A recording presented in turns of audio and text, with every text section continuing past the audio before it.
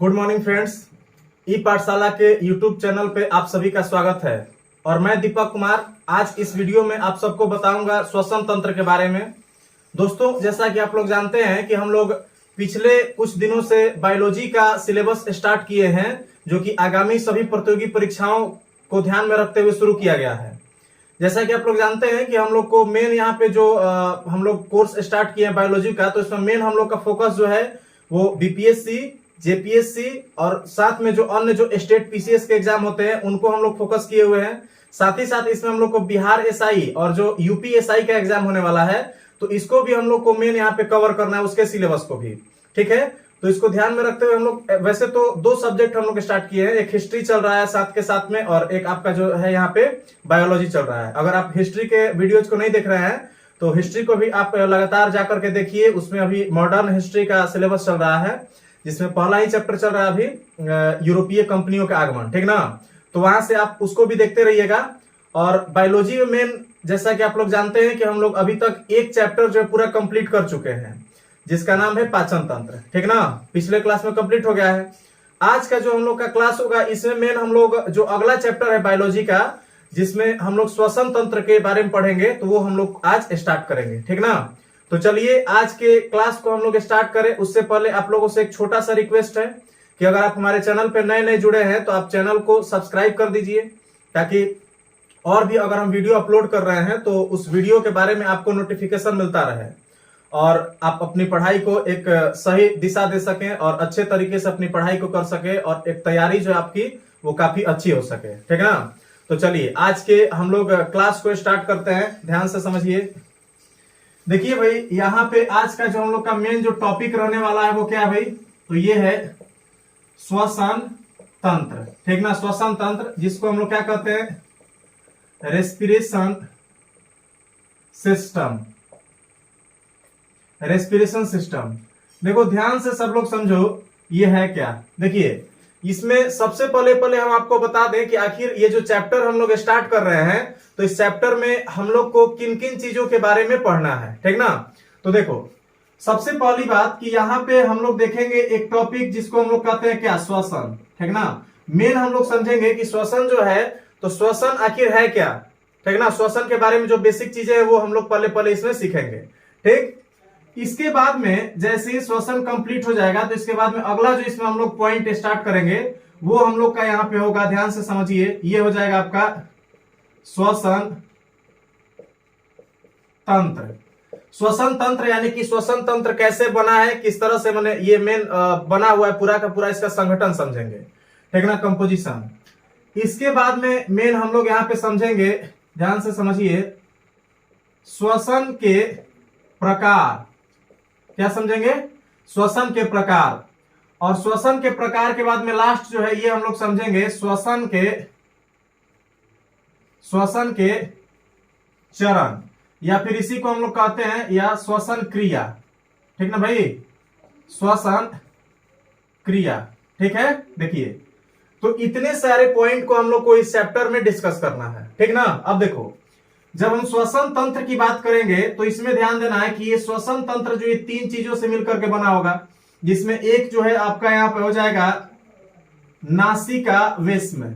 क्या हो जाएगा भाई, नासिका वेश्म। इसके बाद में अगला जो है वो होता है आपका यहाँ पे श्वास नली। अगला क्या हो जाएगा, श्वास नली। और लास्ट जो है ये है आपका यहाँ पे फेफड़ा। ठीक ना, लंग्स। तो ये इतने सारे टॉपिक्स को यहाँ पे हम लोग को श्वसन तंत्र की जब संरचना पढ़ेंगे तो इसमें पढ़ेंगे। श्वसन के प्रकार की अगर हम आपसे बात करें तो ये मुख्य रूप से दो प्रकार का होता है, जिसमें से एक जो है आपका हो जाएगा यहाँ पे बाह्य श्वसन और एक होता है अंतः श्वसन। ठीक ना भाई, एक बाह्य श्वसन हो जाएगा और एक क्या होगा, अंतः श्वसन। क्लियर है। अब देखो ये जो बाह्य श्वसन को देख रहे हो ना, ये दो प्रकार के, जिसमें से एक आपका हो जाएगा प्रश्वास और एक हो जाएगा उच्छ्वास। उच्छ्वास। ठीक है, अब देखो अंतः श्वसन जो है, इसमें आपको ध्यान देना, ये भी दो प्रकार का हो जाएगा, जिसमें से एक हो जाएगा आपका अनॉक्सी और दूसरा हो जाएगा ऑक्सी। अनॉक्सी श्वसन और ऑक्सीश्वसन, ये भी 2 प्रकार का हो जाएगा। जब हम यहाँ पे श्वसन के चरण की बात करेंगे तो इसमें ध्यान देना है कि इसमें आपको मेन 3 चरण में श्वसन की क्रिया मनुष्य में पूरी होती है। इन तीनों को हम लोग यहाँ पे समझेंगे, जिसमें से मेन आपका जो पहला है वो यही बाह्य श्वसन जो आप देख रहे हैं यही है, बाह्य श्वसन। बाह्य श्वसन ये पहला हो जाएगा चरण। दूसरा इसमें हो जाएगा गैसों का परिवहन, कि श्वसन गैस जो है, तो श्वसन गैस का बॉडी में कैसे परिवहन होता है, वो किस तरह से बॉडी के सारे पार्ट्स में पहुंचाया जाता है श्वसन गैसों को, इन सारी चीजों को इसके अंतर्गत पढ़ेंगे। इसके बाद में अगला जो आपका होगा ये हो जाएगा आपका अंतः श्वसन। क्या हो जाएगा भाई? अंतः श्वसन, ठीक ना। तो इतना सारा जो टॉपिक है इसको हम लोग को मेन यहाँ पे कवर करना होता है, ठीक ना। समझ गए सब लोग? अब देखो एक चीज और यहाँ पे याद रखिएगा कि जो बाह्य श्वसन है इसको हम लोग एक और नाम देते हैं और इसी को हम लोग फुफ्फुस श्वसन कहते हैं। इसको क्या कहते हैं भाई? फुफ्फुस श्वसन। और जो अंतः श्वसन है चूंकि कोशिका में होता है इसीलिए इसको हम लोग कोशिकीय श्वसन कहते हैं। क्या कहते हैं? कोशिकीय श्वसन कहते हैं। तो इतना सारा टॉपिक मेन हम लोग को कवर करना है इस चैप्टर में। हम उम्मीद करते हैं कि सबको ये टॉपिक क्लियर हो गए होंगे, ठीक है। सबको क्लियर हो जा रहा है तो भाई जल्दी से इसका स्क्रीनशॉट ले लो। इसके बाद में हम लोग इससे आगे की चीजों को यहाँ पे शुरू करेंगे। जल्दी से स्क्रीनशॉट ले लीजिए। हो गया? चलो तो अब जो है भाई, अब यहाँ पे हम लोग पहला जो मेन हम लोग का टॉपिक है जिसका नाम है श्वसन, इसको स्टार्ट करने जा रहे हैं। देखिए ध्यान से समझिएगा। सबसे पहला जो हम लोग का टॉपिक होने जा रहा है वो कौन सा है भाई? तो ये है श्वसन। इसको इंग्लिश में क्या कहते हैं? रेस्पिरेशन, ठीक ना। क्या कहते हैं? रेस्पिरेशन कहते हैं। देखो ध्यान से सब लोग यहाँ पे समझेंगे इस बात को। देखिए श्वसन के बारे में सब लोग ध्यान से समझो। देखो हम आपको बताए थे कि जब भी हमारे शरीर में पाचन की क्रिया होती है तो पाचन की क्रिया में क्या होता है कि जो भी हम यहाँ पे कार्बोहाइड्रेट ग्रहण करते हैं और वसा, तो कार्बोहाइड्रेट और वसा जो है उसको वहां पे, या फिर जो भी पोषक पदार्थ होते हैं, तो उन सभी पोषक पदार्थों को पाचन की क्रिया पूरी होने के बाद में वो सारा का सारा जो है पोषक पदार्थ जो है वो रक्त में अवशोषित हो जाता है। हम बताए थे ना कि जो छोटी आंत का इलियम वाला पार्ट होता है तो उसमें सूक्ष्म रसांकुर पाए जाते हैं, और वो सूक्ष्म रसांकुर जो है वो क्या करते हैं, तो भोजन में जो भी पोषक पदार्थ जो थे उन पोषक पदार्थों को पाचन की क्रिया पूरी होने के बाद में अवशोषित कर लेते हैं, और अवशोषित करके उन सभी पदार्थों को ले जा करके और कोशिका के भीतर पहुंचा देते हैं। रक्त के माध्यम से अवशोषित करके रक्त में भेजते हैं, और रक्त से फिर कहां चला जाता है? कोशिका में चला जाता है, और उसके बाद में जैसे कोशिका यूज करना चाहे वो करती है, ठीक। तो बात को समझो। जब पाचन की क्रिया हुई तो उसमें प्रोटीन, कार्बोहाइड्रेट, वसा, इसके बाद में आपका विटामिन, मिनरल्स, ये सारे के सारे चीज जो है वो कहां चले गए? कोशिका में चले गए, ठीक ना। इसमें ध्यान से समझिएगा कि जो मेन कार्बोहाइड्रेट जो होते हैं और मेन जो वसा होते हैं, तो ये 2 ऐसे पोषक पदार्थ होते हैं जिनसे एनर्जी प्रोड्यूस होता है। समझ गए?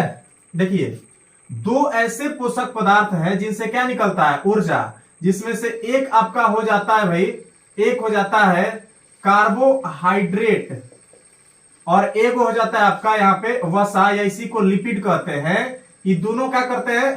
तो ये दोनों जो है ऊर्जा निर्मित करते हैं, और इसीलिए हम लोग इसको क्या कहते हैं? ऊर्जादायक कहते हैं, ठीक ना। कार्बोहाइड्रेट और वसा क्या करते हैं? ऊर्जा का उत्पादन करते हैं, और इसलिए इनको हम लोग क्या कहते हैं? इनको हम लोग यहाँ पे जो है ऊर्जादायक फूड या ऊर्जादायक भोजन कहते हैं। समझ गया ना। अब देखो ये जा करके कोशिका में स्टोर है। अब देखिए यहाँ पे एक कंफ्यूजन सबको रहता है कि श्वसन जो है, श्वसन का मतलब बहुत सारे लोग जो है, और बहुत सारे टीचर को भी हम देखे हैं कि बहुत सारे टीचर क्या कहते हैं कि श्वसन का मतलब बस आप सांस लिए और छोड़ दिए, श्वसन हो गया। तो भाई ये गलत है, बिल्कुल गलत है। देखो श्वसन का मतलब सांस लेना और छोड़ना कतई नहीं होता है। श्वसन का मतलब होता है सांस ले लिए ऑक्सीजन युक्त वायु को, और उस ऑक्सीजन युक्त वायु को आपके बॉडी में भेजा गया, और आपके बॉडी में उस वायु की सहायता से जो है, ऑक्सीजन की सहायता से मेन आपके भोजन का ऑक्सीकरण किया जाएगा, और भोजन के ऑक्सीकरण के बाद में ऊर्जा का पूरा निर्माण करना क्या कहलाता है? श्वसन कहलाता है। ठीक ना? तो देखो श्वसन और श्वासन इस पे हम आएंगे। देखिए टर्म को समझिए, एक होता है श्वसन और एक होता है श्वासन।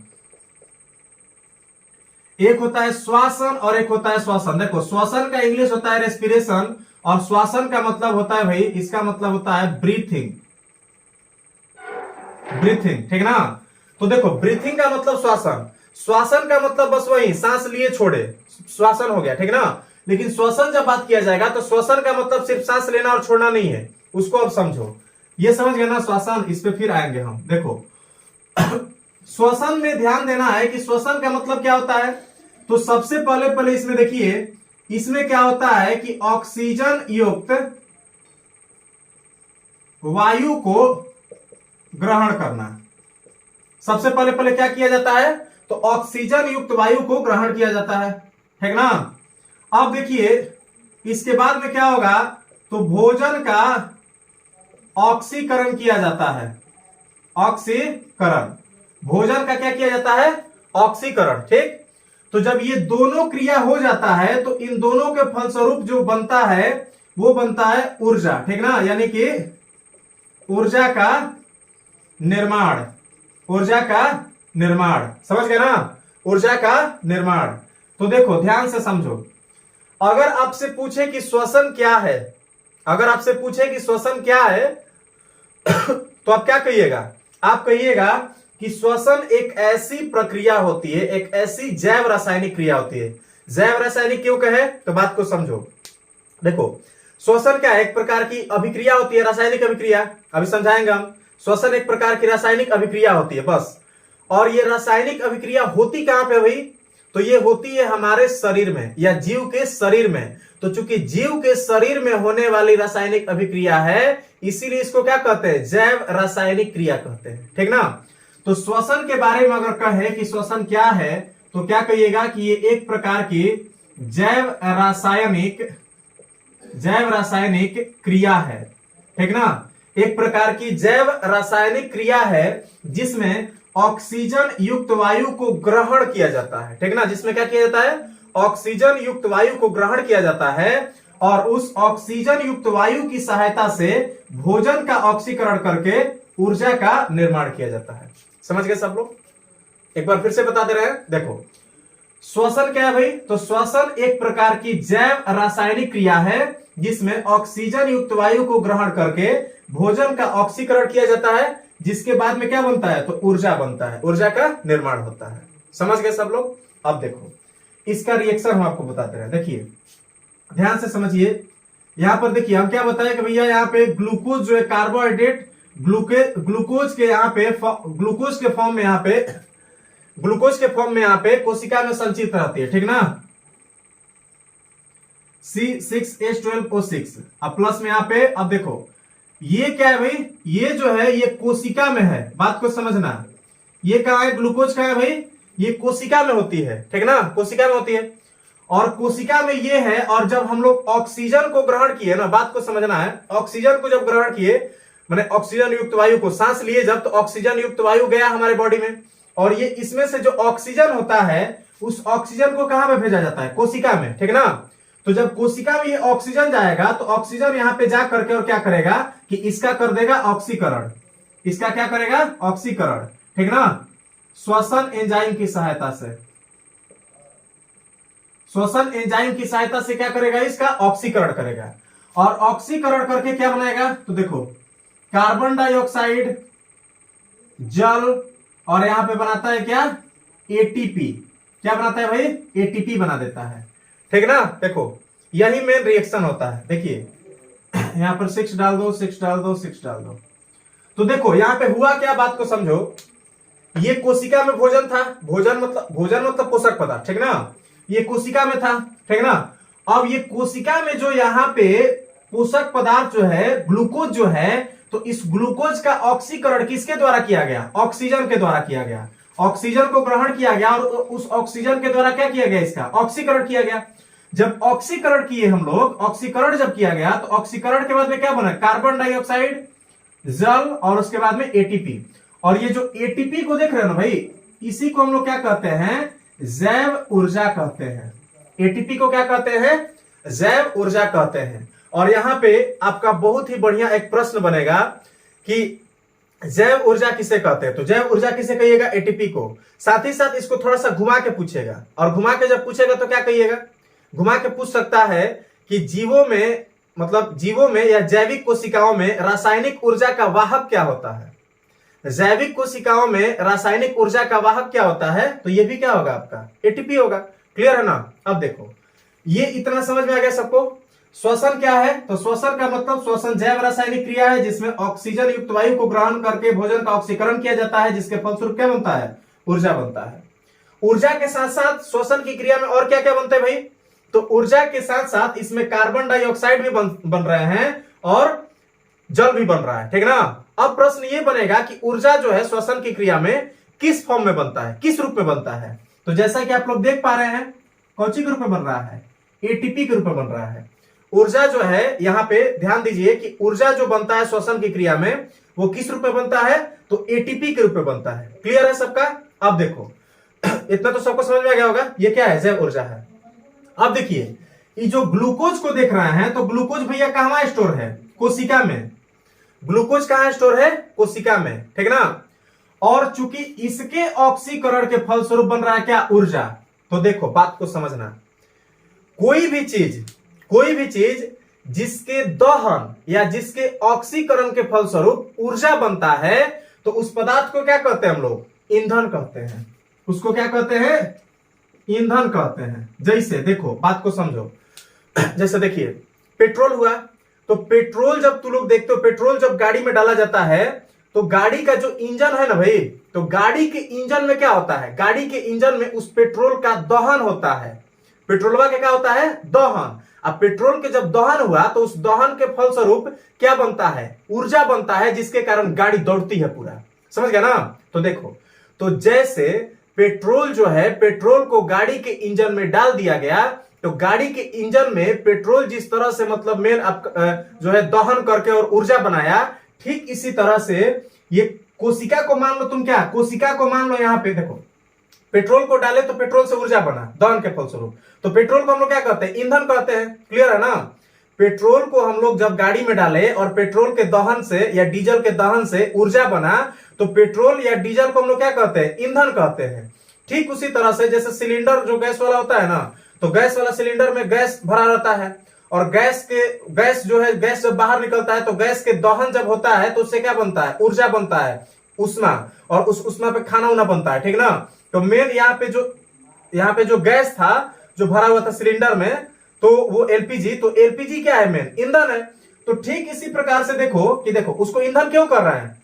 एलपीजी, पेट्रोल या फिर डीजल को ईंधन क्यों कर रहे हैं? क्योंकि वो दहन करके और क्या बना रहा है? ऊर्जा बना रहा है। तो कोई भी पदार्थ जब दहन करके और ऊर्जा का निर्माण करता है, तो उस पदार्थ को क्या कहते हैं हम लोग? ईंधन कहते हैं। यहां पर भी देखिए, यहां पर भी क्या हो रहा है कि यहां पर जो है मेन आप देखिएगा कि ये जो कोशिका है, तो कोशिका के भीतर क्या है? यहाँ पे ग्लूकोज, और ये जो ग्लूकोज है, ग्लूकोज का क्या हो रहा है? ऑक्सीकरण। देखो, दहन भी एक प्रकार के क्या होता है? ऑक्सीकरण ही होता है। दहन भी एक प्रकार के क्या होता है? ऑक्सीकरण, क्योंकि ऑक्सीजन की अनुपस्थिति में दहन होबे न करेगा। ऑक्सीजन अगर नहीं रहेगा तो दहन हो भी नहीं करेगा, तो इसलिए ऑक्सीजन की उपस्थिति में हो रहा है, इसलिए वो भी क्या है? एक प्रकार का ऑक्सीकरण हो रहा है वहां पे। तो इसमें भी क्या हो रहा है? ऑक्सीकरण। तो चूंकि देखो, यहां पर ये ग्लूकोज जो है ऑक्सीकृत होकर के और क्या कर रहा है? ग्लूकोज का ऑक्सीकरण के फलस्वरूप क्या बन रहा है? ऊर्जा बन रहा है। तो चूंकि ग्लूकोज के ऑक्सीकरण के फलस्वरूप क्या बन रहा है? ऊर्जा। और हम अभी क्या बताए कि कोई भी चीज जो या तो दहन करके या फिर ऑक्सीकृत होकर के ऊर्जा बनाएगा, ओकरा क्या कहेंगे? ईंधन कहेंगे। तो इस लिहाज से जो आपका ग्लूकोज है, वो भी क्या हो जाएगा? ईंधन हो जाएगा। तो देखो, चूंकि ये ग्लूकोज भी क्या है? एक प्रकार के ईंधन है। ग्लूकोज क्या है? ईंधन की भांति कार्य करता है। और ये वाला ईंधन कहां रहता है? तो कोशिका में। इसीलिए एकरा के हम लोग क्या कहते हैं? तो इसको हम लोग कोशिकीय ईंधन कहते हैं। तो अगर आपसे प्रश्न पूछे कि कोशिकीय ईंधन किसे कहते हैं, तो आप क्या कहिएगा? ग्लूकोज को कहते हैं। समझ गया ना? कोशिकीय ईंधन किसे कहते हैं? तो ग्लूकोज को कहते हैं। हम उम्मीद करते हैं कि इतना चीज सबको समझ में आ गया होगा। अब देखो, यहाँ पे जैव जो ऊर्जा बनता है श्वसन के फलस्वरूप, वो ऊर्जा किस रूप में बनता है भाई? तो ये भी कब कैसे बनता है? तो एटीपी के रूप में बनता है। समझ गया ना? अब देखो यहां पे एक चीज और आप लोग ध्यान रखिएगा, थोड़ा सा एक दो चीज बता दे रहे हैं। देखो ये हो गया। अब ध्यान देना है कि श्वसन की क्रिया अगर हम आपसे बात करें, ठीक है ना, क्या श्वसन की क्रिया, तो देखो जो मनुष्य होता है ना, मनुष्य, तो मनुष्य में एक सामान्य जो श्वसन दर होता है, सामान्य जो श्वसन दर होता है, सामान्य श्वसन दर, तो देखिए सामान्य श्वसन दर जो है ये 12 से 15 बार प्रति मिनट होता है, प्रति मिनट होता है, यानी कि 12 to 15 टाइम्स पर मिनट। ये क्या होता है, ये होता है आपका यहाँ पे श्वसन दर, माने कि एक बार में हम लोग एक मिनट में हम लोग कितना बार सांस ले सकते हैं, छोड़ सकते हैं। देखो एक बार सांस लेना और छोड़ना, इसी क्या कहते हैं, श्वसन दर एक बार का हो गया, ठीक ना। देखो तो क्या हुआ कि एक मिनट में 12 से 15 बार प्रति मिनट श्वसन दर होने का मतलब क्या हुआ कि हम लोग एक मिनट में 12 से लेके 15 बार तक सांस को खींच सकते हैं और बाहरी छोड़ सकते हैं, ठीक ना। सामान्य स्थिति में बात कर रहे हैं हम, हमेशा नहीं होता है ऐसा, सामान्य स्थिति में, ठीक। देखो अब अगर तुम पहाड़ पे जाओगे तो पहाड़ पे क्या हो जाएगा, श्वसन की दर बढ़ जाएगी, ठीक ना। ऊंचाई पर जाने पर श्वसन की दर क्या होती है, बढ़ती है, ठीक ना। ऊंचाई पर जब जाइएगा तो श्वसन की दर बढ़ जाती है। इसका रीजन क्या होता है, क्योंकि ऊंचाई पर जाने पर ऑक्सीजन का लेवल कम हो जाता है और वहां पे ऑक्सीजन की शरीर में कमी होने लगती है, और उस कमी को पूरा करने के लिए शरीर जो है वो क्या करता है, तेजी से सांस लेता है, जिसके कारण श्वसन दर बढ़ जाती है। उस पर हम फिर से चर्चा करेंगे, टेंशन नहीं लेना है आपको। फिलहाल बताइए इतना समझ में आ गया। अब देखो इसके बाद में ध्यान देना है कि यहां पे ये तो हम लोग समझ गए, इसके बाद में आप समझिएगा एक और टर्म आपको याद रखना है कि जो है यहां पर समझिएगा बात को कि तकरीबन यहां पे ध्यान देना है कि 1500 ml जो है ना, ध्यान दो, सामान्य अवस्था में याद रखना है, सामान्य अवस्था में आप ध्यान रखिएगा कि सामान्य अवस्था में लगभग 1500 ml, ठीक ना, कितना 1500 ml। देखिए सामान्य अवस्था में जो है प्रत्येक श्वसन चक्र के दौरान 1500 ml, ठीक ना, 1500 ml वायु प्रत्येक श्वसन चक्र के दौरान।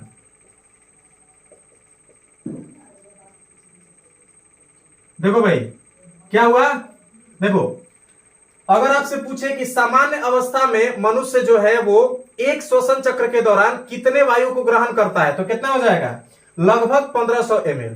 और ये जो 1500 ml जो वायु को ग्रहण करने की इसमें जो क्षमता है, इसी को हम लोग क्या कहते हैं, तो इसको श्वसन सामर्थ्य कहते हैं। इसको क्या कहते हैं भाई, श्वसन सामर्थ्य कहते हैं। क्या कहते हैं, श्वसन सामर्थ्य कहते हैं। क्लियर है ना, इतना समझ में आ गया सबको। जल्दी से भाई अगर समझ में आ गया तो इसका स्क्रीनशॉट ले लीजिए, ठीक है, जल्दी से स्क्रीनशॉट लो। और एक बार रिक्वेस्ट कर दे रहे हैं हम आपसे कि अगर चैनल को सब्सक्राइब नहीं किए हो भाई तो जल्दी से चैनल को सब्सक्राइब कर दो, ठीक ना।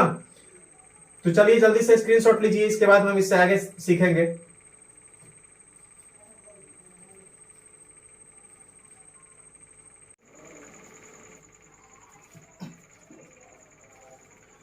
चलिए सब लोग ध्यान दीजिए।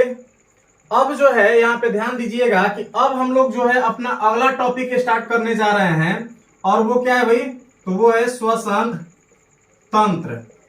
श्वसन तंत्र, तो देखो हम क्या बताएं कि श्वसन तंत्र जो है ये मुख्य रूप से अगर हम आपसे बात करें तो ये 3 संरचनाओं से मिलकर के बना होता है। मनुष्य का जो श्वसन तंत्र होता है, ये मनुष्य का श्वसन तंत्र क्या होता है, तो मुख्य रूप से 3 प्रकार के संरचनाओं से मिलकर बना होता है। सबसे पहली बात कि श्वसन तंत्र है क्या बेसिकली, तो देखो आपको बता दें कि देखिए जो छोटे जीव हैं तो वो तो अपना स्किन वगैरह से और जो बाहरी जो मतलब मेन जो आपका आवरण है उससे श्वसन कर लेता है, गैसों का आदान प्रदान कर लेता है। लेकिन जो बड़े आकार के जीव जंतु हैं तो उन बड़े आकार के जीव जंतुओं में श्वसन की क्रिया के लिए एक विशेष प्रकार का ऑर्गन सिस्टम पाया जाता है, और उस ऑर्गन सिस्टम को हम लोग क्या कहते हैं, श्वसन तंत्र कहते हैं, ठीक ना। तो देखो अगर हम मनुष्य के श्वसन तंत्र की बात करें तो मनुष्य का श्वसन तंत्र जो है वो 3 संरचनाओं से मिलकर के मेन बना होता है, जिसमें से ध्यान से समझिए कि एक जो है उसको हम लोग यहाँ पे कहते हैं नासिका, एगो क्या कहते हैं, नासिका वेश्म कहते हैं, एगो क्या कहते हैं भाई, तो नासिका वेश्म। दूसर का जो है इसको हम लोग कहते हैं श्वास नली। ये जो श्वास नली है इसी को हम लोग ट्रैकिया भी कहते हैं। श्वास नली को क्या कहते हैं? ट्रैकिया कहते हैं। तीसरा जो संरचना है इसी को हम लोग क्या कहते हैं भाई? तो इसको कहते हैं फेफड़ा। क्या कहते हैं? फेफड़ा कहते हैं। अब देखो पहले पहले ये जो पूरा का पूरा जो फिगर है उसको आप समझ लीजिए। देखिए ये तीन संरचना से मिलकर के मेन बना हुआ है। देखो सबसे पहली बात आपको ध्यान देना है कि जो सबसे पहला जो ऑर्गन होता है श्वसन तंत्र का, वो सबसे पहला ऑर्गन क्या होता है भाई? तो ये होता है आपका नासिका वेश्म। ये जो आप यहां पर देख पा रहे हैं, देखो यहां से लेके और यहां तक पूरा, यहां से लेकर के पूरा यहां तक, यहां से लेकर पूरा यहां तक, ये क्या कहलाता है? ये कहलाता है नासिका वेश्म। ठीक ना? अब बात को समझना, ये पूरा का पूरा क्या हो गया? नासिका वेश्म। अब ये जो नासिका वेश्म है इसको देखिए कि ये जो है ये नासिका छिद्र, ये जो छिद्र देख रहे हैं, जो आपका नकिया है ना, तो नकिया में दो छिद्र होता है, इसको हम लोग क्या कहते हैं? इसको कहते हैं नासिका छिद्र। इसको क्या कहते हैं? नासिका छिद्र, नेजल होल। ठीक ना? और ये जो नासिका वेश्म है इसको क्या कहते हैं? इसको कहते हैं नेजल चेंबर। इसको क्या कहते हैं? नेजल चेंबर कहते हैं। नेजल चेंबर की संख्या जो है प्रत्येक मनुष्य में 2 होता है। प्रत्येक मनुष्य में जो नासिका वेश्म है, तो नासिका वेश्मों की संख्या कितनी होती है? 2। देखो एगो इधर से स्टार्ट किया, देखो जो बहरिया जो खुल रहा है इसको छिद्र कह दिए, नासिका छिद्र। लेकिन अंदर में जो पाइप टाइप के यहां से लेके यहां तक है पूरा अंदर तक, तो इसको क्या कहोगे? इसको कहोगे नासिका वेश्म। तो एगो एनिया हो गया, एगो एनिया हो गया, दोनों तरफ हो गया ना, तो 2 तरफ हो गया। यानी कि जो नासिका वेश्म है, तो नासिका वेश्मों की संख्या टोटल कितनी हो गई? 2। अब देखो ये जो दोनों नासिका वेश्म है इसके ठीक बीच में ऐसे देखोगे तो यहाँ पे क्या पाया जाता है? एगो यहाँ पे हड्डी पाया जाता है। ठीक ना? एक हड्डी पाया जाता है, अस्थि पाया जाता है। ठीक, तो देखो ध्यान से समझो, दोनों नासिका वेश्म जो है, दोनों नासिका वेश्म के बीच में एगो हड्डी पाया जाता है जो क्या करता है? तो दोनों नासिका वेश्म को अलग करता है। तो दोनों नासिका वेश्म को अलग करने वाला जो हड्डी होता है, उस हड्डी को हम लोग क्या कहते हैं भाई? तो उसको कहते हैं, यहां पे ध्यान से समझिएगा, ये हो गया आपका नासिका छिद्र। और जो हड्डियां पाया जाता है उस हड्डिया को हम लोग कहते हैं, देखो इसमें क्या क्या पढ़ना है? एक हो गया आपका नासिका छिद्र। नासिका छिद्र क्या है? तो जो बाहर की तरफ नासिका वेश्म बाहर की तरफ जिन छिद्रों के द्वारा खुलता है उसे क्या कहिएगा? उसे नासिका छिद्र कहिएगा। एगो जो है उसको हम लोग कहते हैं नासापट्टी। क्या कहते हैं? नासापट्टी। ये नासापट्टी क्या है? तो नासिका वेश्म, दोनों नासिका वेश्मों को अलग करने वाली जो एक पट्टी पाई जाती है अस्थि से बनी हुई, हड्डी से बनी हुई, उस हड्डी को क्या कहते हैं? उस हड्डी को कहते हैं नासापट्टी। क्या कहते हैं? नासापट्टी। अब देखो यहां पे देखिए कि यहां से लेके यहां तक मेन क्या है? नासिका वेश्म है। तो यहां पे देखो ये जो आगे वाला यहां से लेके यहां तक वाला जो पूरा पार्ट है ना, तो अगवाला जो पार्ट है इसको हम लोग कहते हैं प्रकोष्ठ। क्या कहते हैं? इसको प्रकोष्ठ कहते हैं, या इसी को प्रघ्राण कहा जाता है। और ये वाला जो आप देख रहे हैं प्रकोष्ठ जो देख रहे हैं, तो प्रकोष्ठ में छोटे छोटे छोटे छोटे रोम पाए जाते हैं, यानी कि छोटे छोटे बाल पाए जाते हैं। नकिया में अंदर देखोगे तो छोटा छोटा बाल होता है। तो जहां तक अंदर तक बाल है वो क्या कहलाएगा? वो कहलाएगा यहाँ पे प्रकोष्ठ। ठीक है? अब देखो प्रकोष्ठ से थोड़ा सा और अंदर जाओ, तो यहाँ पे जो ऊपर में जो ऊंचा उठा हुआ जो भाग देख रहे हैं, इसी को हम लोग यहाँ पे ओल्फैक्टरी क्षेत्र कहते हैं। ओल्फैक्टरी रीजन या फिर ओल्फैक्टरी क्षेत्र कहते हैं, या इसी को हिंदी में हम लोग घ्राण क्षेत्र कहते हैं। ठीक ना? अब देखो ये जो घ्राण क्षेत्र है इसको ध्यान देना है कि ये क्या करता है? तो ये हमें सूंघने की क्षमता प्रदान करता है। ये जो एरिया है इसी के द्वारा हम लोग क्या करते हैं? यहां से मेन आपको मस्तिष्क में मेन सूंघे वाला जो मेन तंत्रिका है वो जुड़ी होती है। ठीक ना? तो मेन सूंघने का काम कौन करेगा? यही जो घ्राण क्षेत्र जो देख रहे हैं ऊपरवा जो है कुनवा में, वो क्या करता है? तो ये मतलब मेन सूंघने का काम करता है। प्रश्न क्या पूछेगा कि जो नासिका वेश्म है, तो नासिका वेश्म में जो घ्राण क्षेत्र है वो कहां पाया जाता है? तो पीछे की माने पीछे जो है, पीछे की तरफ ऊपर में पाया जाता है। ऊपरी भाग में क्या पाया जाता है? पीछे की तरफ ऊपरी भाग में क्या पाया जाता है? ये पाया जाता है घ्राण क्षेत्र। घ्राण क्षेत्र का काम क्या है भाई? ओल्फैक्टरी रीजन का काम क्या है? तो ये जो है ये सूंघने का काम करता है। सूंघे वाला जितना काम होगा वो कौन करेगा? यही करेगा, ओल्फैक्टरी क्षेत्र। ठीक, अब देखो ये जो नीचे यहां से लेके और इधर पूरा नीचे तक वाला जो पूरा एरिया है, इसको हम लोग कहते हैं श्वसन क्षेत्र। एकरा क्या कहते हैं? श्वसन क्षेत्र। श्वसन क्षेत्र जो है यही मेन जो है वायु को ग्रहण करेगा और वायु को ग्रहण करके नीचे की तरफ पहुंचाएगा। तो देखो ये क्या कर रहा है, यहां से वायु आया तो यहां से कहां आएगा? इधर आएगा। तो इसलिए यहां से लेके पूरा नीचे तक का जो एरिया होता है इसको हम लोग क्या कहते हैं? इसे कहते हैं श्वसन क्षेत्र। हम उम्मीद करते हैं इतना समझ में आ गया होगा। सबसे आगे वाला जो नासिका वेश्म का भाग है, तो नासिका वेश्म के 3 भाग देखो। अगवाला भाग को क्या कहते हैं? तो अगवाला भाग को कहते हैं प्रकोष्ठ। किस भाग में जो है, किस भाग में सूक्ष्म रोम पाए जाते हैं, छोटे छोटे बाल पाए जाते हैं? तो प्रकोष्ठ में, ठीक ना। जो बीच वाला जो भाग है, बीच वाला और जो नीचे वाला भाग है, बीच वाला और नीचे वाला जो भाग है उसको क्या कहते हैं? उसे श्वसन क्षेत्र कहते हैं। जबकि ऊपरे वाला जो कोना में जो भाग है उसको क्या कहते हैं? उसे हम लोग घ्राण क्षेत्र कहते हैं। जो आपका श्वसन क्षेत्र ये क्या करता है? ये गैसों के विनिमय में सहायक होता है, माने गैस के आदान प्रदान में। जबकि आपका जो यहाँ पे ओल्फैक्टरी क्षेत्र या फिर जो घ्राण क्षेत्र है ये क्या करता है? तो ये सूंघने का काम करता है, ठीक ना। अब देखो ये जो आप ओल्फैक्टरी क्षेत्र देख रहे हैं, तो ये ओल्फैक्टरी क्षेत्र मनुष्य के शरीर में, मनुष्य के नासिकावेश में इसका आकार छोटा होता है। जबकि कुत्ता उत्ता में देखोगे तो इसका आकार क्या होता है? बहुत ही ज्यादा होता है। मनुष्य में इसका आकार क्या होता है? छोटा होता है। जबकि कुत्ता उत्ता में क्या होता है? इसका आकार बड़ा होता है। और इसीलिए कुत्तों में जो है सूंघने की क्षमता क्या होती है? बहुत ज्यादा होता है। समझ गए ना। तो हम उम्मीद करते हैं ये भी समझ में आ गया होगा। अब देखो इससे नीचे आते हैं। यहां से नीचे जब आइएगा तो ये वाला जो आप एरिया देख रहे हैं इसी को क्या कहते हैं? इसको कहते हैं हम लोग ग्रसनी। इसको क्या कहते हैं? ग्रसनी कहते हैं। जब देखिए, जब यहां से जब श्वसन जो क्षेत्र है मेन, तो श्वसन क्षेत्र से जब नीचे आइएगा तो अब मेन आपको क्या मिल जाएगा? ग्रसनी।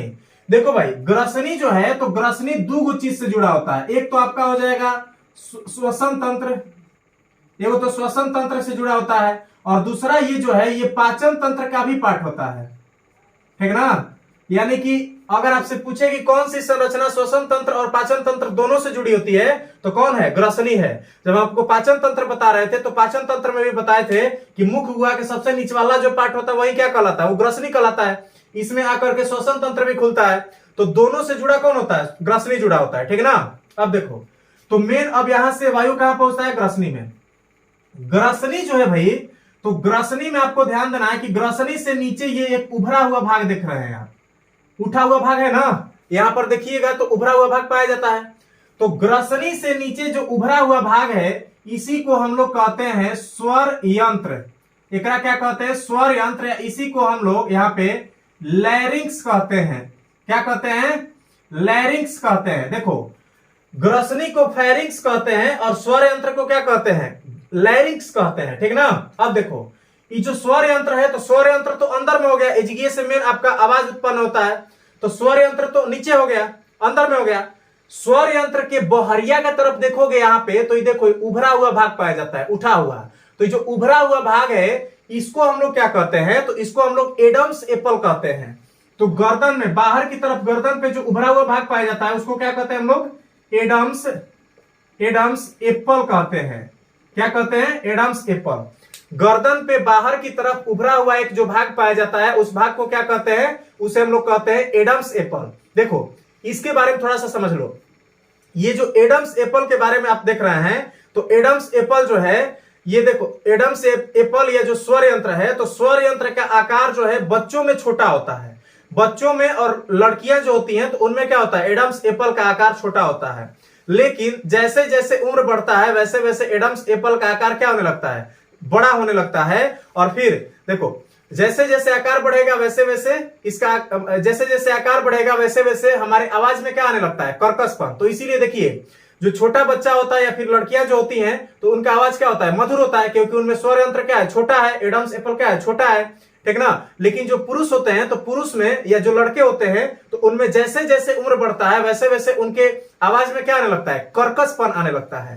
ठीक, तो आप समझ गए कर्कशपन आ गया किसके कारण? तो ये स्वर यंत्र के कारण। स्वर यंत्र अगर छोटा होगा तो आवाज मधुर होगा, स्वर यंत्र का आकार अगर बढ़ जाएगा तो आवाज क्या हो जाएगा? कड़ा हो जाएगा, कड़वा हो जाएगा, ठीक ना। समझ में आ गया पूरा? इतना समझ में आ गया सबको? बोलो इतना चीज सबको क्लियर है? क्लियर है ना भाई? बोलिए क्लियर है? अब चलो इतना जब समझ में आ गया, तो अब देखिए इसके बाद में आपको ध्यान देना है कि जो आपका स्वर यंत्र है, स्वर यंत्र के बाद में नीचे आ जाइए। देखो यहां पर जो ग्रसनी है तो इस ग्रसनी में एक छिद्र पाया जाता है और उसी छिद्र के द्वारा ये किसमें खुलता है, ग्रसनी में एक छिद्र पाया जाता है और उस छिद्र के द्वारा ये कहां खुलता है, ये खुलता है श्वास नली में। तो ग्रसनी जिस छिद्र के द्वारा श्वास नली में खुलता है उस छिद्र को हम लोग कहते हैं, यहां पे देखिएगा, कंठ द्वार कहते हैं, ठीक है ना, एक क्या कहते हैं, कंठ द्वार। तो ग्रसनी जिस छिद्र के द्वारा श्वास नली में खुलती है उस छिद्र को क्या कहते हैं, उसे कंठ द्वार कहते हैं। क्लियर है ना, ग्रसनी जिस छिद्र के द्वारा यहाँ पे श्वास नली में खुलेगी उस छिद्र को क्या कहिएगा, उसे कंठ द्वार कहिएगा। अब देखो इसके बाद में यहाँ पूरा अब जो है आपका इधर वाला काम खत्म हो गया। अब देखिए यहां से मेन आपका स्टार्ट होता है कौन, श्वास नली, ठीक है ना। देखो यहां से ये वाला जो मेन एरिया है इसी को हम लोग क्या कहते हैं भाई, इसे कहते हैं श्वास नली कहते हैं, इसे क्या कहते हैं, श्वास नली। देखो श्वास नली की अगर हम आपसे बात करें तो इसमें ध्यान रखिएगा ये क्या है, तो एक प्रकार की ये पेशीय नली है, पेशीय नली है, पेशी से बनी हुई क्या है, ये एक नली होती है, पतली नली होती है, ठीक ना। अब देखो अब कभी कभी क्या होता है, इसका जो है मेन इसकी लंबाई भी पूछ सकता है कि श्वास नली की लंबाई कितनी होती है। तो श्वास नली की अगर आपसे लंबाई पूछे तो पूरा यहां से लेके यहां तक इसकी लंबाई तकरीबन 11 सेंटीमीटर होती है, ठीक है। श्वास नली की लंबाई लगभग कितनी होती है भाई, तो श्वास नली की लंबाई लगभग जो है यहाँ पे 11 सेंटीमीटर होती है। क्लियर है ना। अब देखो इसके बाद में ध्यान दीजिएगा, कभी कभी इसका व्यास पूछ सकता है, तो व्यास जो है इसका लगभग 16 mm होता है, मिलीमीटर। देखो ये क्या है, ये 11 सेंटीमीटर है, लेकिन जब व्यास पूछेगा यानी कि कितना इसका व्यास है, तो इसका व्यास कितना होता है, 16 मिलीमीटर होता है। क्लियर है ना, 16 मिलीमीटर इसका व्यास होता है, जबकि इसका मेन जो लंबाई है, लंबाई यहां से यहां तक कितना होता है, लंबाई होता है 11 सेंटीमीटर। क्लियर है ना। कैसी नली है, तो पेशीय नली है जिसमें अंदर में क्या रहता है, तो अंदर में इसके हवा भरा रहता है। क्लियर है ना। अब देखो ध्यान से समझो। अच्छा देखो ये जो आप श्वास नली देख रहे हैं, तो श्वास नली में पूरा ऊपरी से नीचे तक ये जो बीचवा में जो लाइन देख रहे हैं ना, ये क्या है, तो ये जो है ये उपास्थि से बना हुआ रिंग है, ठीक ना। ये क्या होता है, रिंग होता है, जो किससे बना होता है, उपास्थि से बना होता है। उपास्थि मतलब मुलायम जो हड्डी होती है उसी क्या कहते हैं हम लोग, उपास्थि कहते हैं। तो उस उपास्थि से कौन बना होता है, ये वाला जो रिंग है इसको हम लोग क्या कहते हैं, ये जो है उपास्थि से बना होता है, ठीक ना। तो देखो ये जो रिंग देख रहे हो ये कौन से बना है, उपास्थि से। और ये जो है ये पूरा पूरा नहीं होता है, अधवे होता है, इसीलिए इसको क्या कहते हैं, उपास्थि का अपूर्ण वलय। तो देखो प्रश्न ये पूछेगा कि श्वास नली जो है, तो श्वास नली के चारों ओर जो है मतलब श्वास नली के चारों ओर क्या पाए जाते हैं, तो उपास्थि से बने हुए अपूर्ण वलय पाए जाते हैं। इसका काम क्या है, तो बात को समझो। देखो ये चूंकि आप देख रहे हैं कि ये जो नली है ये कौसी से बनी है, तो ये बनी हुई है पेशी से, पेशी ऊतक से बना है, ठीक ना। और पेशी ऊतक से बना है तो ध्यान से समझिए इसका काम क्या है, श्वास नली का, तो ये हवा अंदर खींचेगी और फिर बाहर छोड़ेगी। तो जब बाहर छोड़ती है हवा को, खींचेगी तब तक तो ठीक है, लेकिन जब बाहर छोड़ती है हवा को तो उस स्थिति में खतरा रहता है कि जो यहाँ पे श्वास नली जो है वो क्या हो जाए, पिचक जाए, ठीक ना। तो श्वास नली को पिचकने से बचाने के लिए इसमें क्या पाए जाते हैं, उपास्थि के वलय पाए जाते हैं, ठीक ना। तो प्रश्न ये भी बन सकता है कि श्वास नली जो है, तो श्वास नली को सिकुड़ने से बचाने के लिए उसमें क्या पाया जाता है, तो श्वास नली को सिकुड़ने से बचाने के लिए क्या पाया जाता है, इसमें उपास्थि से बने हुए अपूर्ण वलय पाए जाते हैं। क्लियर है ना।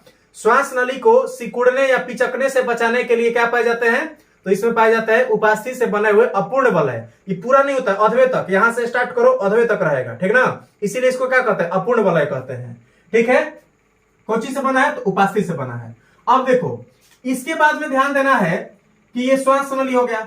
श्वास नली जैसे जैसे नीचे जाता है, तो ये नीचे जब जाएगा तो नीचे जा करके और जब फेफड़ा में एंट्री मारेगा, तो फेफड़ा में एंट्री मारते समय ये क्या हो जाता है, फेफड़ों में प्रवेश करते समय जो श्वास नली है ये दो भागों में बढ़ जाता है। और ये जो दोनों भाग है, ये दोनों को हम लोग क्या कहते हैं भाई, तो इसे हम लोग कहते हैं श्वसनी। इसे क्या कहते हैं, श्वसनी कहते हैं। क्लियर है ना।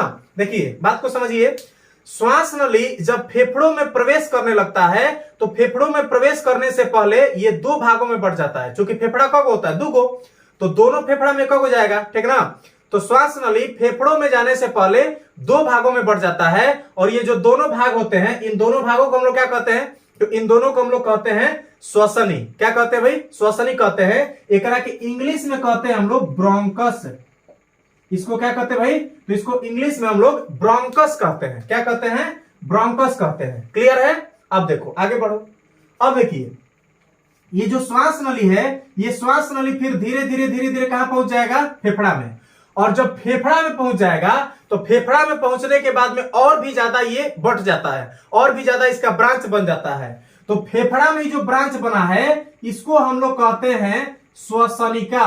इसको क्या कहते हैं, श्वसनिका। इंग्लिश में एकरा को कहते हैं ब्रोंकिओल्स।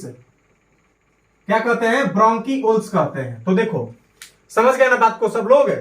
श्वास नली जब फेफड़े में प्रवेश कर जाता है तो फेफड़े में प्रवेश करने के बाद में और भी अधिक शाखित हो जाता है, और ये जो इसके ब्रांच जो बन रहे हैं, जो शाखाएं बन रही है, उन शाखाओं को हम लोग क्या कहते हैं, तो उसको कहते हैं हम लोग यहाँ पे श्वसनिका या फिर ब्रोंकियोल्स कहते हैं। क्लियर है ना, क्या कहते हैं, ब्रोंकियोल्स कहते हैं। अब देखो यहां तक तो समझ में आ गया होगा।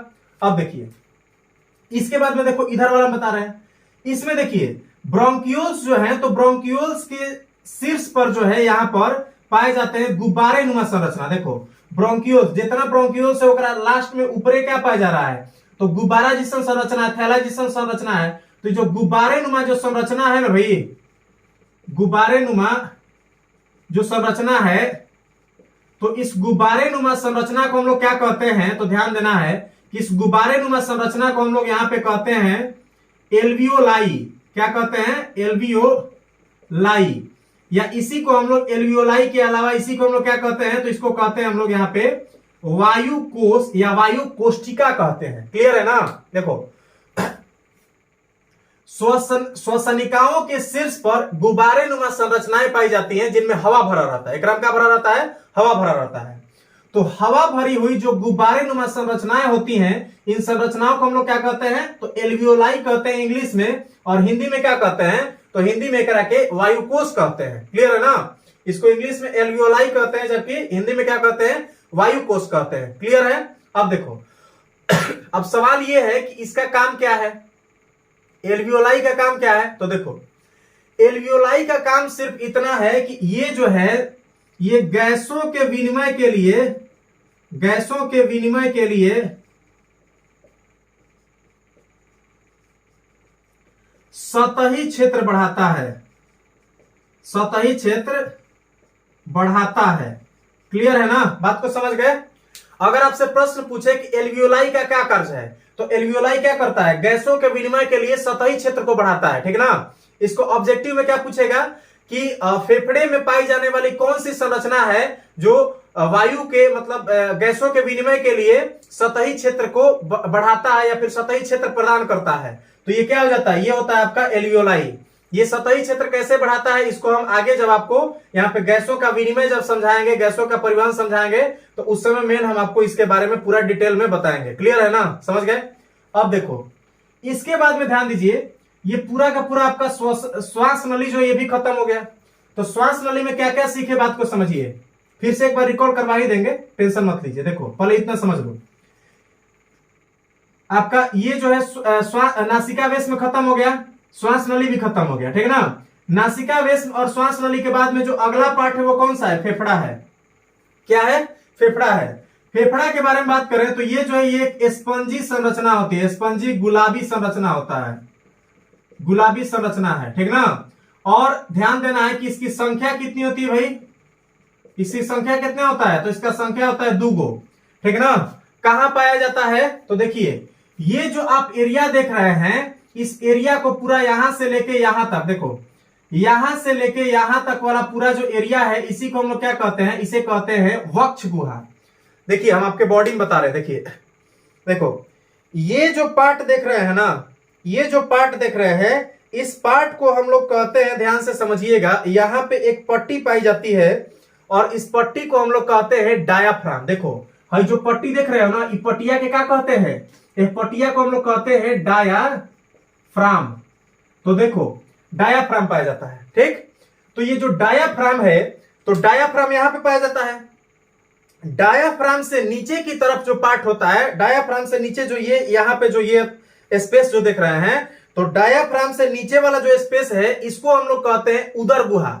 जो आहार नाल है आपका उदर गुहा में ही पाया जाता है। क्लियर है? आहार नाल का मैक्सिमम पार्ट कहां पाया जाता है? उदर गुहा में। ठीक ना? अब देखो ये जो नीचवा वाला पार्ट है यहाँ पे डायाफ्राम से नीचे वाला जो है, डायाफ्राम से नीचे, और ये जो मेन आपका जो कमर है इससे ऊपर, तो कमर से ऊपर और डायाफ्राम से नीचे वाला जो पार्ट होता है इसको क्या कहते हैं हम लोग? उदर गुहा कहते हैं। ठीक ना? और देखो ये जो डायाफ्राम से ऊपरे वाला पार्ट है, तो डायाफ्राम से ऊपर और यहाँ गर्दन जो है इससे नीचे, तो यहां से लेकर के गर्दन से नीचे और डायाफ्राम से ऊपर वाला जो पार्ट है, तो इसको हम लोग कहते हैं वक्ष गुहा। यहां से लेकर के यहां तक ये पूरा एरिया क्या कहलाता है? वक्ष गुहा कहलाता है। ये पूरा क्या कहलाएगा? वक्ष गुहा। देखो, और कमर से नीचे जो पार्ट है उसको हम लोग यहाँ पे कहते हैं, कमर के पास वाला जो एरिया है इसको हम लोग कहते हैं मेन यहाँ पे पेल्विक रीजन कहते हैं, या फिर इसको श्रोणी क्षेत्र कहते हैं, या श्रोणी मेखला कहते हैं इसको। समझ गया ना? कमर वाला जो मेन पार्ट है उसको क्या कहते हैं? श्रोणी मेखला कहते हैं। ठीक। अब देखो इसके बाद में ये तो आपका पता ही है, सिर होता है, हेड होता है, मेन शीर्ष होता है, तो इसके बारे में तो बताना है नहीं, ये पूरा समझ गए। तो अगर आपसे पूछे कि श्वसन तंत्र का मेन जो पार्ट है लंग्स, वो कहां पाया जाता है, तो ये कहां पाया जाता है? वक्ष गुहा में। कहां पाया जाएगा? वक्ष गुहा में। वक्ष गुहा डायाफ्राम से नीचे के ऊपर है, तो डायाफ्राम से ऊपर पाया जाता है। वक्ष गुहा कहां पाया जाता है? डायाफ्राम से ऊपर पाया जाता है। ठीक है ना? अब देखो तो फेफड़ा हो गया, ये फेफड़ों की संख्या कितनी हो गई? 2। अब देखो ये जो फेफड़ा को देख रहे हो ना भाई, तो फेफड़ा जो है इसको ध्यान देना है कि फेफड़ा के चारों ओर देखो ये एक पट्टी पाई जा रही है। ठीक ना? फेफड़ा के चारों ओर क्या पाया जाता है? एगो झिल्ली पाई जाती है। फेफड़ा के चारों तरफ क्या पाया जाता है? एगो झिल्ली पाया जाता है। और फेफड़ा के चारों ओर जो यहाँ पे देखिए जो झिल्ली पाई जाती है, ये झिल्ली जो है ये प्लूरल मेम्ब्रेन से बनी होती है। प्लूरल झिल्ली से बनी होती है। प्लूरल झिल्ली से बनी होती है। और ये जो प्लूरल झिल्ली है इसी को हम लोग क्या कहते हैं? तो इसको हम लोग कहते हैं पैराटाइल प्लूरा कहते हैं। क्या कहते हैं भाई? पैराटाइल प्लूरा। तो देखो आपसे पूछेगा कि फेफड़े के चारों तरफ कौन सी झिल्ली पाई जाती है, तो क्या हो जाएगा? प्लूरल झिल्ली या फिर पैराटाइल प्लूरा। एकरे के पैराटाइल प्लूरा भी कहते हैं। क्लियर है ना? अब देखो अब ये जो पैराटाइल प्लूरा है ना, तो देखो इतना यहाँ पे पैराटाइल प्लूरा हो गया और ये हो गया फेफड़ा, तो इसके बीच में जो स्पेस है, तो ये स्पेस जो है इस स्पेस को हम लोग कहते हैं, ध्यान दीजिएगा, इस स्पेस को हम लोग कहते हैं यहाँ पे प्लूरल कैविटी कहते हैं। क्या कहते हैं? प्लूरल कैविटी, या फिर इसी को हिंदी में क्या कहते हैं? तो इसको कहते हैं प्लूरल गुहा। ठीक ना? तो देखो प्लूरल मेम्ब्रेन और फेफड़े के बीच में जो गुहा पाई जाती है, जो खाली स्थान पाया जाता है, उस खाली स्थान को क्या कहते हैं? उसे कहते हैं प्लूरल कैविटी। क्लियर है ना? उसको क्या कहते हैं? प्लूरल कैविटी कहते हैं। अब देखो इसके बाद में ध्यान देना है कि प्लूरल कैविटी तो हो गया। अब ये जो प्लूरल कैविटी है, इस प्लूरल कैविटी में आपको ध्यान देना है कि इस प्लूरल कैविटी में एक तरल पदार्थ पाया जाता है। ठीक ना? एक चिकना तरल पदार्थ पाया जाता है। तो प्लूरल कैविटी में जो चिकना तरल पदार्थ पाया जाता है उसके बारे में ध्यान देना है कि उसको हम लोग कहते हैं प्लूरल फ्लूइड। क्या कहते हैं? प्लूरल फ्लूइड या प्लूरल द्रव कहते हैं। क्लियर है ना? इसको क्या कहते हैं? प्लूरल फ्लूइड या फिर प्लूरल द्रव। तो हम उम्मीद करते हैं कि ये पूरा का पूरा जितना चीज हम अभी आपको बताए ये सब आपको समझ में आ गया होगा। सबको समझ में आ गया ना भाई? बोलो पूरा समझ में आ गया है? अब देखो थोड़ी सी चीज और यहाँ पे ध्यान देना है, 1-2 फैक्ट और है जो आपको बताते हैं। देखिए कभी कभी क्या होता है कि आपसे प्रश्न पूछता है कि फेफड़ा में एल्वियोलाई की संख्या कितनी होती है। तो फेफड़ों में टोटल जो एल्वियोलाई होते हैं ये 3 × 10⁸ इनकी संख्या होती है। फेफड़ों में एल्वियोलाई या वायु कोश की संख्या कितनी होती है? तो लगभग 3 × 10⁸ जो है इसकी टोटल संख्या होती है एल्वियोलाई का। क्लियर है ना? सबको समझ में आ गया? इसके बाद में एक चीज और याद रखिएगा कि जो यहाँ पे फ्लूइड पाया जा रहा है, तो प्लूरल फ्लूइड का काम क्या है? तो प्लूरल फ्लूइड क्या होता है कि जब आप सांस लीजिएगा ना, तो सांस को जब खींचते हैं तो क्या होता है? ये फैल रहा है। तो जब फैल रहा है सांस को खींचते समय तो क्या होगा कि इस स्थिति में जब ये फैलेगा, तो इस स्थिति में आपको ध्यान देना है कि फैलेगा और सिकुड़ेगा। ठीक है ना? सांस छोड़िएगा तो सिकुड़ेगा और सांस लीजिएगा तो फैलेगा। तो जब फेफड़ा फैलता और सिकुड़ता है तो उस कंडीशन में फेफड़ा को जो दीवार है ना, उस दीवार में क्या होता है, घर्षण होता है। तो फेफड़ा जो जब फेफड़ा में जब संकुचन और शिथिलन होगा, जब फैलेगा और सिकुड़ेगा, तो उस दौरान उसको घर्षण से, उसकी दीवार को घर्षण से कौन बचाता है, तो उसकी दीवार को घर्षण से बचाने वाला यही है आपका प्लूरल फ्लूइड। क्लियर है ना। प्लूरल फ्लूइड क्या करता है, तो फेफड़ों को फैलने और सिकुड़ने के दौरान घर्षण से बचाता है। हम उम्मीद करते हैं कि पूरा का पूरा आपको समझ में आ गया होगा। समझ में आ गया है, एक बार फिर से बाबू रिकॉल कर लो। देखो सबसे पहली चीज कि श्वसन तंत्र जो है वो कितने अंगों से मिलकर के मुख्य रूप से बना होता है, तो 3 गो अंग। कौन कौन, तो यहाँ पे नासिका वेश्म, श्वास नली और फेफड़ा। क्लियर है। नासिका वेश्म श्वसन तंत्र का सबसे पहला भाग होता है, ठीक ना, जो यहाँ पे पाया जाता है। ठीक, अब देखो नासिका वेश्म नासिका छिद्र नामक 2 छिद्रों के द्वारा जो है शरीर से बाहर खुलता है। और इसका नासिका वेश्म का जो आगे वाला पार्ट होता है, इस आगे वाले पार्ट को क्या कहते हैं, प्रकोष्ठ कहते हैं। ठीक ना।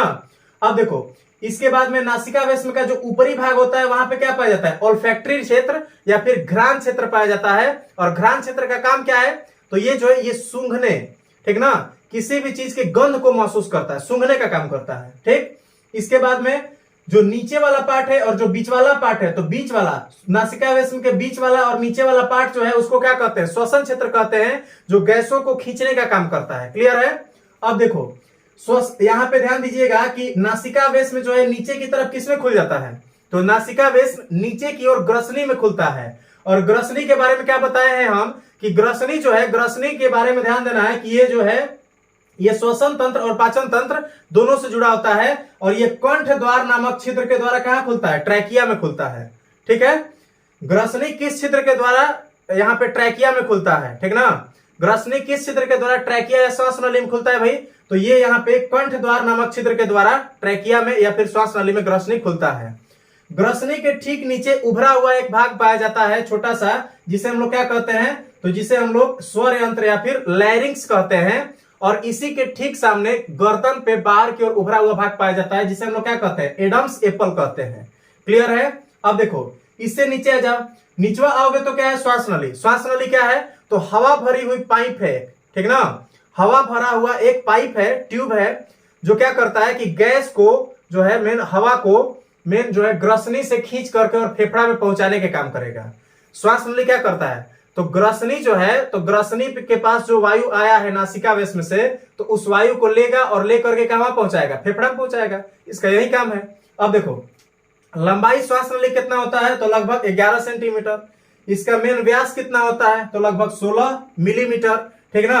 अब देखो श्वास नली नीचे जब जाता है तो नीचे के जाने के बाद में फेफड़ों में प्रवेश करते समय 2 भाग में बांट जाता है। ठीक ना।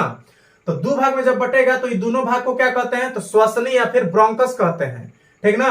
अब देखिए इसके बाद में ध्यान देना है कि श्वसनी या ब्रोंकस जब फेफड़ा में एंट्री मार जाता है तो अंदर में जाने के बाद में फिर वो और ही शाखित हो जाता है। और फिर जब अंदर में उसका जितना ब्रांच बनता है उसको क्या कहते हैं हम लोग, श्वसनिका या फिर यहाँ पे ब्रोंक्यूल्स कहते हैं। साथ ही साथ हम आपको ये भी बताए हैं कि यहाँ पे श्वास नली जो है, तो श्वास नली के चारों तरफ उपास्थि के वलय पाए जाते हैं जो उसको पिचकने से बचाते हैं। ठीक है ना। अब देखिए ये हो गया आपका ब्रोंक्यूल्स। ब्रोंक्यूल्स के सबसे लास्ट वाला जो पार्ट होता है वहां पे गुब्बारे नुमा संरचना पाई जाती है, जिसको क्या कहते हैं, जिसको हम लोग एल्वियोलाई या फिर वायु कोष्टिका या वायु कोष कहते हैं। ये वायु कोष का काम क्या है, तो ये गैसों को विनिमय के लिए बहुत ही ज्यादा सतही क्षेत्रफल प्रदान करता है। ठीक है। एक जो है यहाँ पे टोटल जो है फेफड़ों में टोटल वायु कोष की संख्या कितनी होती है, तो 3 × 10⁸ जो है ये टोटल संख्या होती है। क्लियर है। अब देखो ध्यान से, इतना समझ में गया ना। अब देखिए इसके बाद में आपको क्या समझना है, बात को समझो। इतना तो समझ में आ गया। इसके बाद में आ गया आपका फेफड़ा। ठीक ना। तो फेफड़ा के बारे में क्या बताया कि स्पंजी गुलाबी एक संरचना होती है, थैलीनुमा संरचना होती है, जो कहां पाई जाती है, तो वक्ष गुहा के अंदर पाई जाती है। ठीक ना। और वक्ष गुहा मेन कहां से कहां तक होता है, तो वक्ष गुहा आपका डायाफ्राम से ऊपर, और जो मेन आपका गर्दन है तो गर्दन से नीचे और डायाफ्राम से ऊपर वाला जो पार्ट होता है उसको क्या कहते हैं हम लोग, उसको कहते हैं वक्ष गुहा। तो उसी वक्ष गुहा में क्या पाया जाता है, आपका फेफड़ा पाया जाता है। ठीक ना। एकरे के छाती कहते हैं, इसमें फेफड़ा पाया जाता है। ठीक है। अब देखो फेफड़ा हो गया। इसके बाद क्या है कि ध्यान देना है कि फेफड़ों के चारों तरफ एक झिल्ली पाई जाती है। उस झिल्ली को क्या कहते हैं, उसको कहते हैं प्लूरल झिल्ली या फिर पैराटाइल प्लूरा कहते हैं। इसको क्या कहते हैं, प्लूरल झिल्ली या फिर पैराटाइल प्लूरा। तो पूछेगा प्रश्न कि फेफड़े के चारों तरफ कौन सी झिल्ली पाई जाती है, तो क्या हो जाएगा, प्लूरल झिल्ली या फिर पैराटाइल प्लूरा। ठीक ना। अब आगे देखो, ये जो पैराटाइल प्लूरा या फिर प्लूरल झिल्ली है, तो प्लूरल झिल्ली और मेन आपका फेफड़ा, तो इन दोनों के बीच में जो खाली स्पेस पाया जाता है, जो खाली स्थान पाया जाता है, उसको हम लोग कहते हैं क्या, तो उसे कहते हैं हम लोग यहाँ पे ध्यान दीजिए प्लूरल कैविटी या फिर प्लूरल गुहा कहते हैं। ठीक ना। अब देखो, ये जो प्लूरल गुहा है तो इसमें लिक्विड पाया जाता है। प्लूरल गुहा जो है इसमें क्या पाया जाता है, लिक्विड पाया जाता है, तरल पदार्थ पाया जाता है, चिकना पदार्थ पाया जाता है, जो क्या करता है, तो फेफड़ों को घर्षण से बचाता है। और उस तरल पदार्थ को क्या कहते हैं, तो उसे हम लोग प्लूरल फ्लूइड कहते हैं, या फिर इसी को क्या कहते हैं, इसे हम लोग कहते हैं मेन यहाँ पे प्लूरल द्रव कहते हैं। ठीक ना। तो चलिए, हम उम्मीद करते हैं कि पूरा का पूरा वीडियो आपको समझ में आ गया होगा। अगर स्क्रीनशॉट लेना है तो ले सकते हो, बहुत गिजमिज हो गया है, स्क्रीनशॉट ले लीजिए, या फिर इसको आप दोबारा एक बार देख करके और इसका पूरा का पूरा एक बढ़िया नोट्स बना लीजिएगा। बारी बारी से पॉज कर करके बनाइएगा तो ज्यादा बेहतर रहेगा। ठीक ना। या फिर इसका पीडीएफ भी हम अपलोड कर दिए हैं। ठीक ना। अगर आप इसका पीडीएफ पाना चाहते हैं तो टीचमेंट पे आप हमसे जुड़ जाइए। क्लासरूम का आईडी आपको जो है डिस्क्रिप्शन बॉक्स में दे दिया जाएगा, वहां से आप जुड़ सकते हैं। ठीक ना। और जुड़ करके आप वहां से पीडीएफ प्राप्त कर सकते हैं, या फिर आप हमारे टेलीग्राम ग्रुप में अगर जुड़िएगा तो टेलीग्राम ग्रुप में भी इसका हम पीडीएफ डालते हैं। ठीक ना। तो आप टेलीग्राम ग्रुप में जुड़ जाइए, वहां पे आपको इसका पीडीएफ मिल जाएगा। ठीक है। तो चलिए, आज के वीडियो को हम लोग यहीं पे समाप्त करते हैं भाई, और मिलते हैं अगले वीडियो में। जय हिंद।